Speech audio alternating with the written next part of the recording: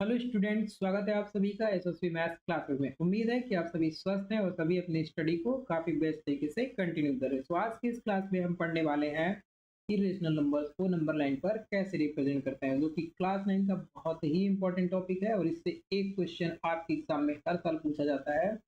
तो इस वीडियो को एंड तक जरूर देखिएगा और मेरा वादा है आपसे, इस वीडियो को देखने के बाद इरेशनल नंबर में कितने भी बड़े नंबर क्यों ना आ जाए, आप उसे बिल्कुल आसानी से नंबर लाइन पर रिप्रेजेंट कर पाएंगे। और अगर आप इस चैनल पर नए हैं तो चैनल को सब्सक्राइब कर लीजिए, वीडियो को लाइक कर दीजिए और बेल आइकन को दबा दीजिए ताकि आने वाली नई वीडियोस की नोटिफिकेशन सबसे पहले आप तक पहुंचे। ठीक है। तो अब हम आते हैं अपने टॉपिक पर। हमारा टॉपिक है नंबर लाइन, इरेशनल नंबर्स को नंबर लाइन पर कैसे रिप्रेजेंट करते हैं। ठीक है।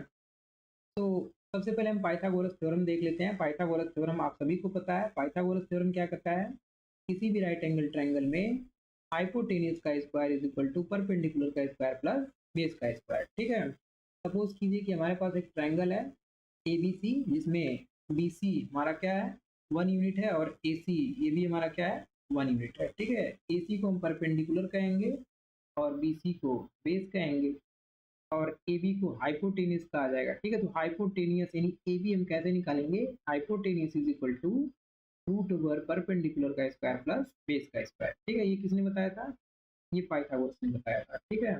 अब निकालते हैं हम a b is equal to, फार्मूले के अकॉर्डिंग जब हम चलेंगे तो 1 का स्क्वायर प्लस 1 का स्क्वायर, ये क्या है परपेंडिकुलर, ये क्या है बेस। ठीक है। तो ये हमें मिल गया a b is equal to root 2। ठीक है।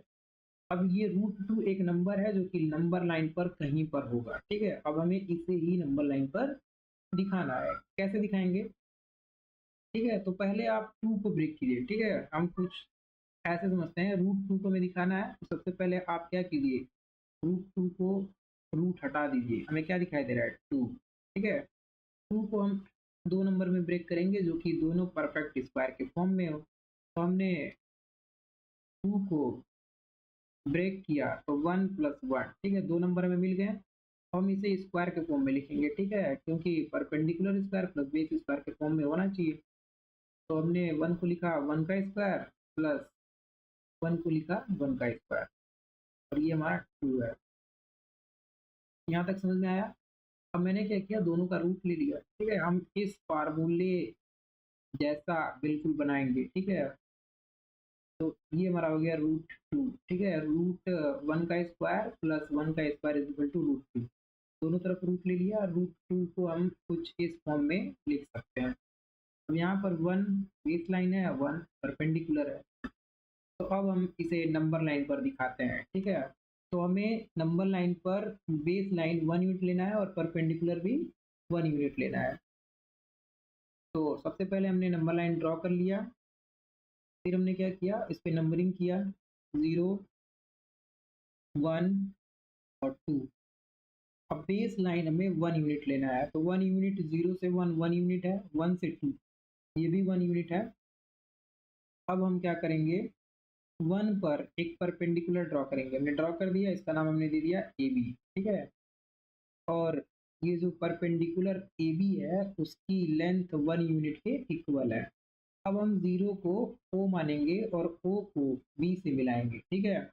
तो इस तरह से हमें मिल गया ओ बी, और ओ बी की लेंथ कितने के इक्वल होगी, रूट 2 के इक्वल होगी। ठीक है। अब हमने क्या किया, ओ को सेंटर लिया, ओ बी को रेडियस लिया और एक आर्क लगाया, हमने लगा दिया। अब ये आर्क नंबर लाइन पर सी पर मिलता है और ये सी पॉइंट ही रूट 2 को रिप्रेजेंट कर रहा है। ठीक है।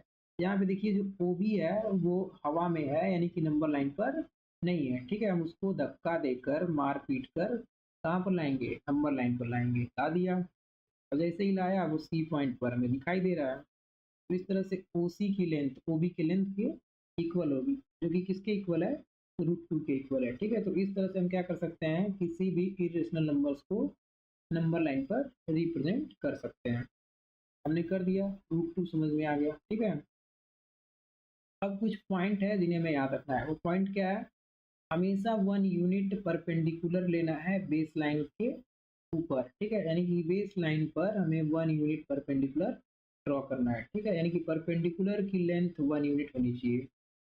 दूसरा पॉइंट क्या है, किसी भी पॉजिटिव इंटीजर m के लिए अगर हमें रूट m ड्रॉ करना है, सबसे पहले हमें root m minus one draw करना होगा। ठीक है, कहने का क्या मतलब है, अगर आपको रूट सिक्स ड्रॉ करना है, ठीक है, सिक्स क्या है, पॉजिटिव इंटीजर, इसको रूट में लिखेंगे तो रूट सिक्स होगा, इसको हमें नंबर लाइन पे ड्रॉ करना है, तो इससे एक कम यानी कि रूट फाइव को सबसे पहले नंबर लाइन पर ड्रॉ करेंगे। ठीक है, उसके बाद हम रूट सिक्स को ड्रॉ करेंगे। तो ये हमारा कुछ पॉइंट है जिसे आपको याद रखना है। अब हम आते हैं नेक्स्ट क्वेश्चन पर उसी पॉइंट को समझने के लिए। ठीक है, जैसे हमें रूट थ्री को ड्रॉ करना है, तो सबसे पहले हमें क्या ड्रॉ करना पड़ेगा, नोट पॉइंट में क्या लिखा था, रूट m माइनस वन को सबसे पहले ड्रॉ कीजिए। करते हैं, रूट थ्री ये हमारा m है, इसको हम क्या लिख सकते हैं, रूट थ्री माइनस वन यानी रूट टू, सबसे पहले रूट टू ड्रॉ करना होगा। ठीक है, तो पहले आप थ्री को ब्रेक कीजिए, थ्री को जब ब्रेक करेंगे तो ये मिलेगा टू प्लस वन। ठीक है, हमें ऐसे ब्रेक करना है कि कम से कम एक हमें ज़रूर मिले। ठीक है, हम ऐसे दो नंबर में ब्रेक करेंगे जिसमें कम से कम एक होना चाहिए और बाकी दूसरा नंबर कुछ भी हो। ठीक है, आप देख पा रहे हैं दूसरा नंबर थ्री से एक कम है और दूसरा नंबर एक है। ठीक है, तो वन होना ही होना चाहिए। तो ये आपको समझ में आ गया होगा। ठीक है, अब हम इसको परफेक्ट स्क्वायर के फॉर्म में बनाएंगे, तो परफेक्ट स्क्वायर के फॉर्म में बनाएंगे तो ये हो जाएगा रूट टू का, एक सेकंड, ठीक है, रूट टू का होल स्क्वायर, ठीक है, प्लस वन का स्क्वायर। ये परफेक्ट स्क्वायर के फॉर्म में नहीं थे, हमने इसको परफेक्ट स्क्वायर के फॉर्म में बना दिया। ये किसको रिप्रेजेंट कर रहा है, थ्री को। अब हमने क्या कर दिया, इसका रूट ले लिया। ठीक है, तो जब हम इस साइड रूट लेंगे तो इस साइड भी रूट लेना पड़ेगा। अब ये क्या बन गया, रूट थ्री। अब इसमें ये हमारा क्या है, रूट टू बेस लाइन है और वन क्या है, परपेंडिकुलर है। और हमने पढ़ा भी यही है कि परपेंडिकुलर हमेशा वन यूनिट लेना है। ठीक है, तो आपको परपेंडिकुलर पहचानने में जरा सा भी दिक्कत नहीं होना चाहिए, हमेशा परपेंडिकुलर वन ही लेना है। ठीक है, और जब भी हम नंबर तोड़ेंगे तो उसमें वन जरूर दिखना चाहिए। जैसे यहाँ पर आप देख पा रहे हैं टू प्लस वन, हमें वन दिखाई दे रहा है। ठीक है, अब इसको हम क्या करते हैं, नंबर लाइन पर रिप्रेजेंट करते हैं। तो सबसे पहले हमने एक नंबर लाइन ड्रॉ किया, इस पे नंबरिंग किया जीरो वन और टू। अब हमें रूट टू, सबसे पहले रूट टू ड्रॉ करना पड़ेगा। ठीक है, तो रूट टू कैसे ड्रॉ किया था, वन यूनिट बेस लाइन लेंगे और वन यूनिट परपेंडिकुलर लेंगे। वन पर हमने परपेंडिकुलर ड्रॉ किया जो कि ए बी को रिप्रेजेंट कर रहा है। ठीक है, ए बी वन यूनिट है। हमने जीरो को ओ माना, ओ को बी से मिलाया और ओ बी रूट टू को रिप्रेजेंट कर रहा है। ठीक है, हमें रूट थ्री ड्रॉ करना है, अभी तो ये रूट टू ड्रॉ हुआ है। ठीक है, अब ओ बी हमारा बेस लाइन है। ठीक है, ओ बी को क्या लेना है, बेस लाइन। ओ बी को हमने बेस लाइन ले लिया। अब हम बी पॉइंट पर एक परपेंडिकुलर ड्रॉ करेंगे जो कि वन यूनिट का होगा। ठीक है, हमेशा हमेशा हमें परपेंडिकुलर वन ही ड्रॉ करना है, तो हमने ड्रॉ कर लिया। अब ये सी पॉइंट को रिप्रेजेंट करना है, हमने क्या किया, ओ और सी को मिला दिया। अब ये ओ सी जो है वो रूट थ्री को रिप्रेजेंट करता है। ठीक है, यानी कि ओ सी की लेंथ रूट थ्री के इक्वल होगी। अब हम ओ को सेंटर लेंगे, ओ सी को रेडियस लेंगे और एक आर्क लगाएंगे जो कि नंबर लाइन पर डी पॉइंट पर मिलता है। ठीक है, और ये डी पॉइंट ही रूट थ्री को रिप्रेजेंट कर रहा है। ठीक है, यानी कि जब हम ओ सी को धक्का देकर नीचे लाएंगे, नंबर लाइन पर लाएंगे, तो ये डी पॉइंट पर मिलेगा और ये ओ डी की लेंथ ओ सी के लेंथ के इक्वल होगी, यानी कि O D is equal to O C, और ओ सी क्या है, रूट थ्री। ठीक है, तो इस तरह से हम रूट थ्री को नंबर लाइन पर रिप्रेजेंट कर सकते हैं। तो आपको यहाँ तक बात समझ में आ गई। अब हम चलते हैं नेक्स्ट क्वेश्चन की तरफ। नेक्स्ट क्वेश्चन क्या है, रूट फाइव को नंबर लाइन पर रिप्रेजेंट करना है। ठीक है, आपको वही काम करना है, रूट फाइव को रिप्रेजेंट करना है, तो सबसे पहले रूट फोर को रिप्रेजेंट करेंगे, उसके बाद रूट फाइव को। ठीक है, तो रूट फाइव को हम क्या लिख सकते हैं, फोर प्लस वन। ठीक है, सॉरी, फाइव को हम लिख सकते हैं फोर प्लस वन।